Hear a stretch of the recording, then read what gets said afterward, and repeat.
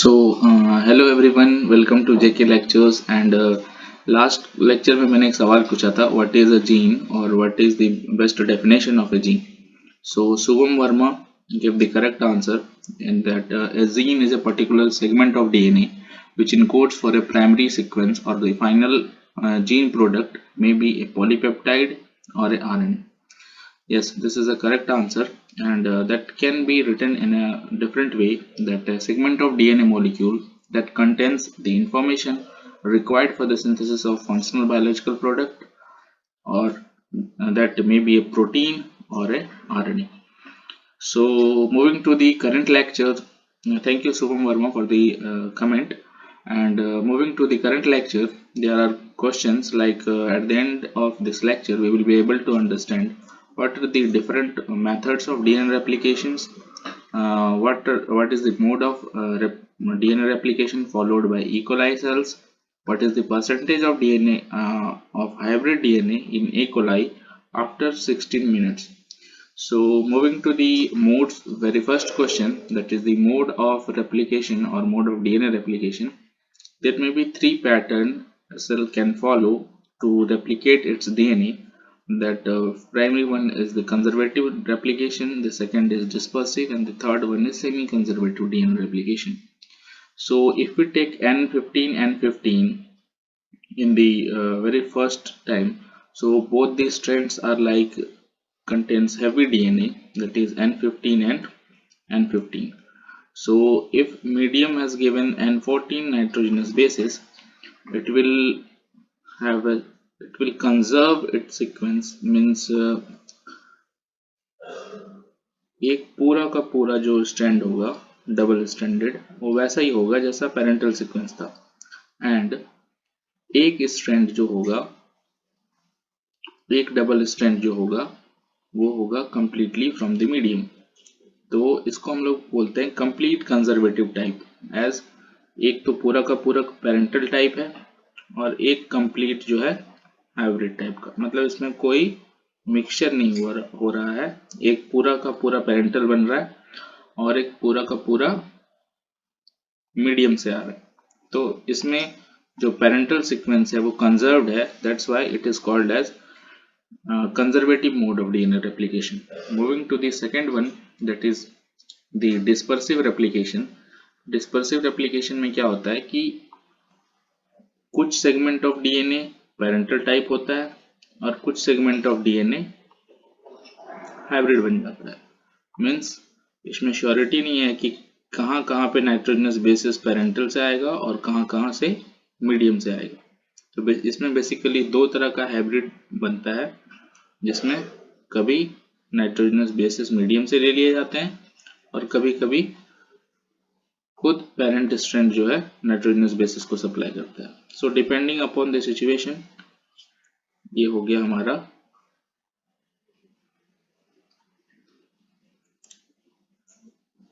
Second method, that is dispersive method of DNA replication. So basically ऐसा ही एक और strand बनेगा,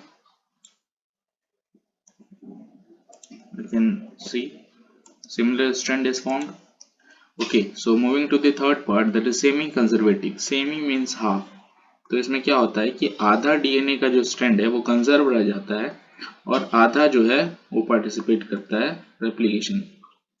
like semi conservative means half conservative. तो 50% जो है मीन्स एक पेरेंटल स्ट्रैंड बचा हुआ रहता है और एक जो है मीडियम से स्ट्रैंड ले लिया जाता है. लाइक अगर हम लोग देखें यहाँ पे, तो एक पेरेंटल स्ट्रैंड होगा, इसमें भी एक पेरेंटल स्ट्रैंड होगा और एक मीडियम से लिया जाएगा. सो लाइक यहाँ पे मीडियम हम लोग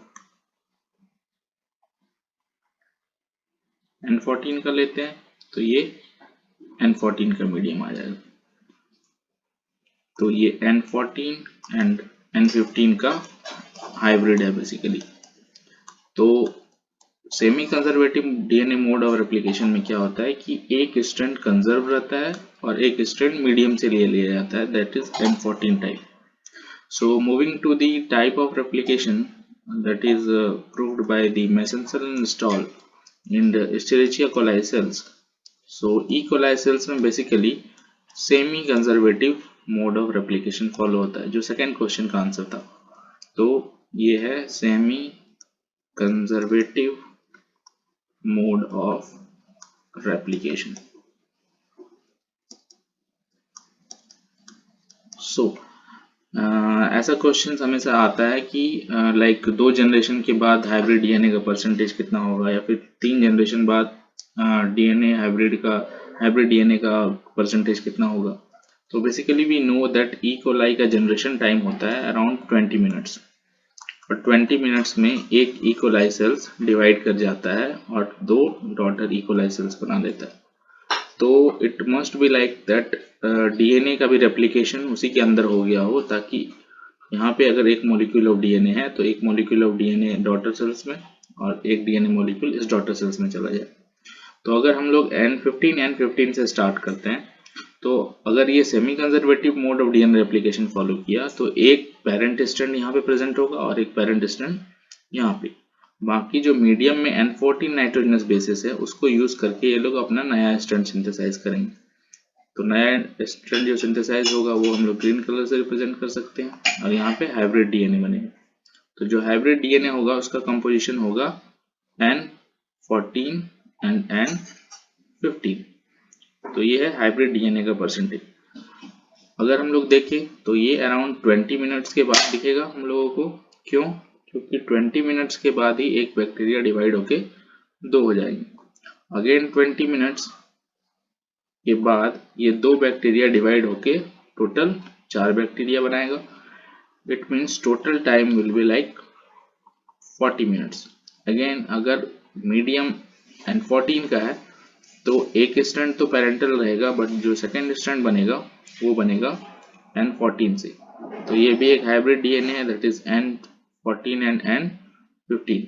अगेन अगर हम लोग दूसरा सेल्स देखें तो इसमें जो पेरेंटल स्ट्रैंड होगा वो ऑलरेडी N14 होगा, और जो नया स्ट्रैंड बनेगा वो भी मीडियम से होगा।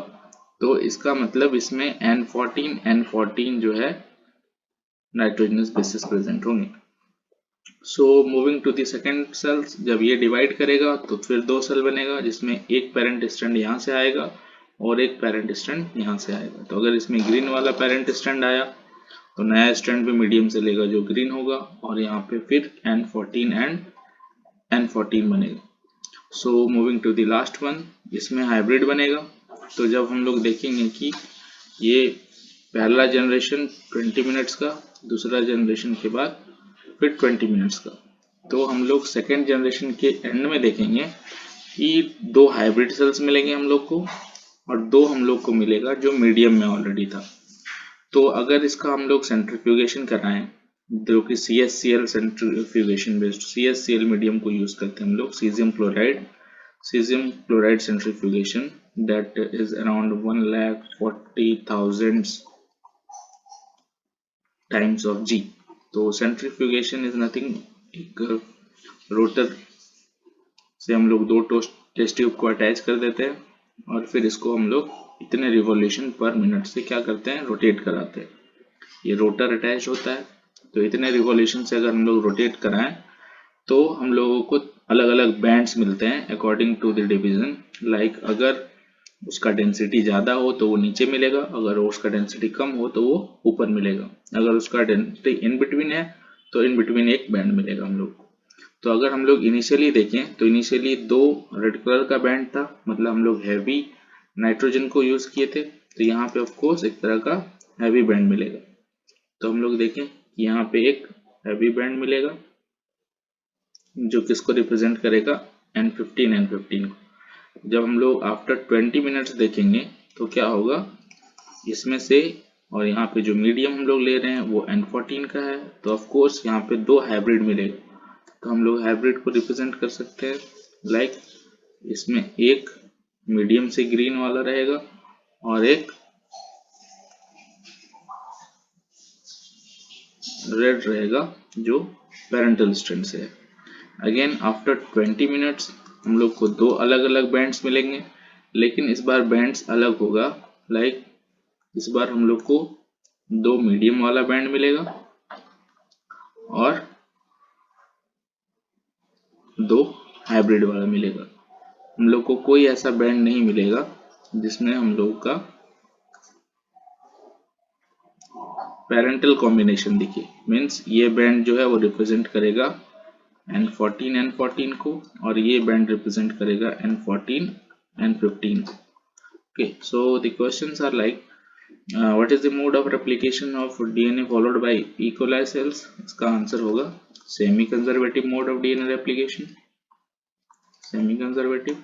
Moving to the third question,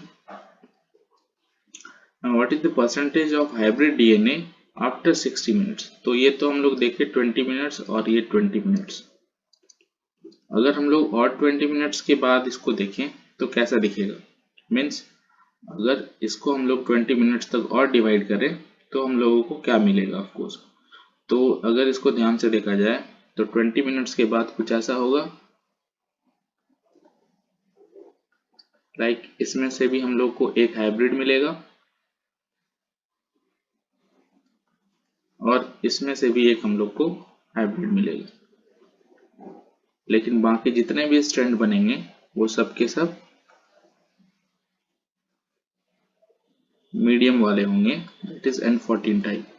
तो यहाँ पे एक हम लोग को हाइब्रिड मिलेगा और बाकी सब जो मिलेगा वो मिलेगा हम लोग को पेरेंट्स मीन्स मीडियम से। तो हम लोग को एक स्ट्रैंड मिला हाइब्रिड वाला, बाकी इससे दो सेल्स बनेंगे, इससे भी दो सेल्स बनेंगे, इससे भी दो सेल्स बनेंगे, और टोटल नंबर ऑफ जो इकोलाई सेल्स होगा वो होगा around 1 2 3 4 5 6 7 and 8, and out of 8 only 2 will be the hybrid one and rest all will be the N14 type.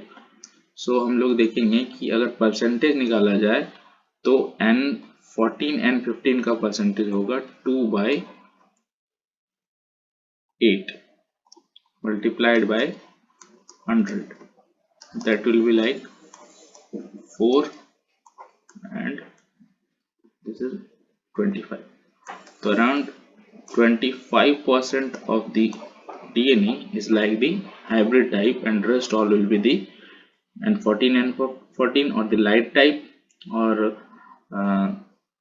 इसमें हम लोग देख सकते हैं अगर इसका जनरेशन टाइम अगर हम लोग बढ़ा के 80 मिनट्स कर दें तो ये रेशियो चेंज हो जाएगा और ये हमेशा सब्सिक्वेंट जनरेशन में कम होता जाएगा। तो यहाँ पे 8 सेल्स की जगह हम लोग देखें तो हर एक डिवाइड करेगा तो हर एक फिर 2 बनाएगा और 8 की जगह हम लोग को टोटल 16 सेल्स मिलेंगे। और हम लोग जो रेशियो देखें उसमें अगेन 2 ही हाइब्रिड डीएनए मिलेगा और हम लोग का आंसर आएगा 2/16 multiplied by 100, that will be like 8 12.5। तो अराउंड 12.5% जो डीएनए होगा वो होगा हाइब्रिड टाइप का और बाकी सारे डीएनए जो होंगे वो N14 और लाइट डीएनए होंगे। So basically that's all about the today's lectures, and if you have some questions you can ask in the comments. And so moving to the final part, the question for the day is like what will be the percentage of hybrid DNA after 100 minutes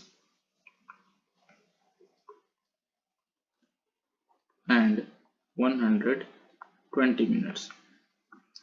और इसमें दोनों चीज के लिए आप follow करके solve कर सकते हैं, like what will be the percentage of hybrid DNA, what will be the percentage of light DNA, and what will be the percentage for heavy DNA. So thank you for listening to the lecture. All the best.